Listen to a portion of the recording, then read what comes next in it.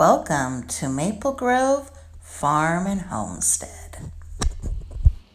Today's agenda includes canning apple cider. So all summer long, my husband's been making apple cider, puts it into this large jug, and then I strain it and bring it to a boil.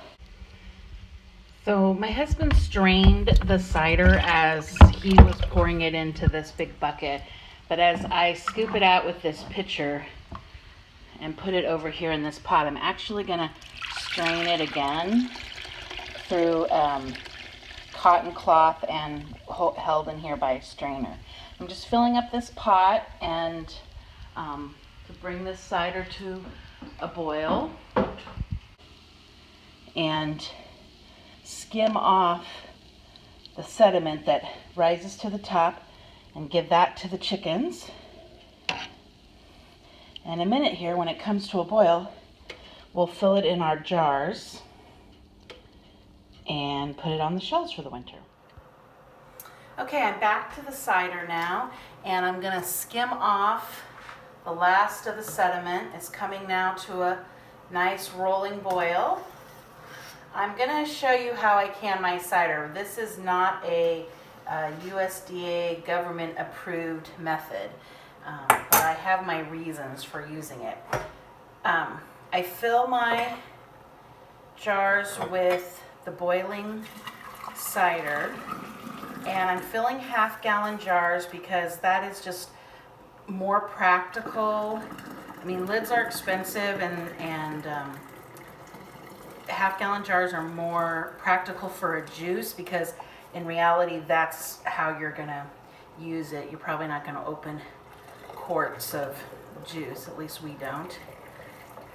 So I'm gonna go ahead and fill it all up. There's about an inch of head space. And I'm gonna use what's called the inverting method. So go ahead and wipe my rim, place my lid, my ring, and the jars are really hot. You want them nice and tight. And I'm going to carefully turn it over. If there's any seepage, I'm going to tighten them. Okay, again, that's the inverting method. And you can see here that I have inverted my jars. When they cool, I will turn them over and they will be sealed. Okay, the reasons why I use the inverting method. I'm using half-gallon jars, and processing half-gallon jars is challenging because you have to find a pot that will cover them. That's a lot of water and a lot of weight, so you have to have a stove that can handle that. Cider, if it goes bad, if the lids pop or it spoils after it's been canned, it just becomes hard cider. We just turn that into vinegar. So there's really not a loss for us, so the risk is low using the inverting method. This is the quickest way for me to process these large jars of cider over the season. And I'll show you in a little bit our apple trees. We're primarily making cider from 2 old Gravenstein apple trees. They produce a large amount of apples, but the apples ripen throughout the season, and so we get a couple gallons here, a couple gallons there. I'm going to finish about 8 gallons total this season.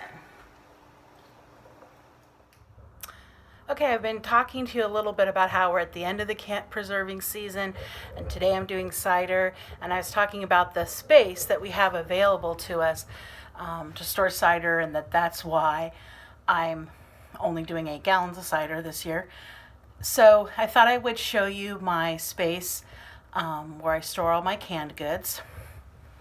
And so here we are in the pantry. I'll give you a little tour. Okay, we live in a split level home. Underneath the stairs downstairs was these shelves already built, perfect for my stored goods when we moved in. So, and then I recently installed these boards just to make sure that if we had an earthquake, that as few things as possible would come off, and also to allow me to label where everything is. So these are all of the items that I typically can during the winter, as well as our meats. There's chicken down here, tuna, there's some canned salmon, a little bit of chicken stock, hominy, beans, chili, but these are things that I might refill during the year, so I don't keep as many of them on hand. So they're mostly like for convenience versus food storage, although the tomato soup is seasonal. And then as we wrap around here, these are all my fruits. And you can see up here, this is the room I have left for cider. So this is the space that I'll fill up, and when it's full, then that's all I'm going to store of that particular item. This is applesauce. Each one of these compartments holds 60 quart jars, or double the amount of pint jars. So again, this is my fruit section, and you can see here I have a little bit of room by cherries. I have some more cherries stored somewhere else. I filled pears. It was a bad peach year at the peach orchard. I buy peaches. That's one of the only fruits that I buy. So we just have what was left over, which is almost 80 jars. So we will be fine for the year. Very top shelf is all of my jams. I still need to get a board up there to properly label everything. And then as you come around the corner, these are all my vegetables. These are relish, peas, potato, pea, carrot, roasted peppers, coleslaw. Arrows indicate where to take from first, so I'm taking the oldest items. Corn. As you can see, pretty much all of these shelves are completely full. We had a big tomato mishap this year. Luckily, we have plenty of tomatoes left, products left from the previous years, so it wasn't too bad. Pickles are on the very bottom, some pumpkin over in the corner, more jars, dried fruit. Everything's pretty filled up in here for the year. So the tomato mishap was that somehow I planted mostly cherry tomatoes. So not any tomatoes for stewing. I did make some barbecue sauce and dehydrating some tomatoes, but that was all that we had for this year. So you can see here my jars that are inverted, and I've done 1, 2, 3.5 gallons. I have about another 1.5 gallons left to do. This will fill my canning shells with the cider that I've already done, and we'll call it, and we'll just drink the rest of the cider fresh. Again, these are hot jars. This is a hot liquid. Be very careful if you're going to try this method. Make sure you're using pot holders, that you're prepared to remove yourself if there's any hot liquid coming at you. You do not want to burn yourself or scald yourself, hurt yourself in any way when canning. So this is just outside our front door, and you can see there's 2 really beautiful big apple trees here on the farm. These are Gravensteins, and they produce a ton of apples, and as they fall on the ground we collect them into a wheelbarrow, and then they go here into our apple press, and this is just sitting this morning out in front of our house. It'll get stored away when the apple cider season's over, which it almost is for us. Cider's better.